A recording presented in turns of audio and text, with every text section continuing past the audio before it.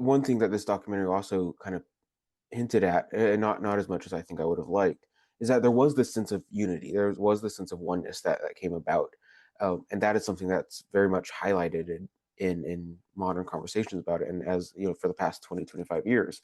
But also, there is this sense of disunity where there's this unity for particularly white Christian Americans or people that fall into that demographic, but a separation from you know Islamic Americans, Sikh Americans, people that don't fit the mold of someone that they think is safe now that this idea of the Islamic terrorist overpowers the mind. So there's that sense of oneness for a large percentage of America. There's also that sense of distancing between some forms of Americans that aren't deemed safe anymore because of this. Yeah, they were very careful in their language, especially the religious leaders talking about this, about Mm-hmm. extremes and stuff. But we did get that one story about all of these religious leaders who got together to pray.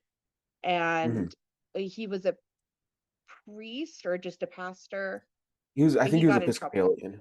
I could be He was, wrong. I think he was Episcopalian. he was Episcopalian, but he got in trouble for being on Mm-hmm. stage with people of different faiths. Right. And that, I mean, looking back at that, I'm not shocked.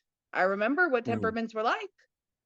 I'm Yeah. not shocked, but it was disheartening to see. Yeah, because like on the one hand, they're experiencing this immense grief still, and Mm. people handle that grief in various ways. And I don't think I'm in a place to say how people should or should not grieve. Um, and so like acknowledging that that is how it happened and that is how maybe it had to happen for those people, I think is perhaps valid.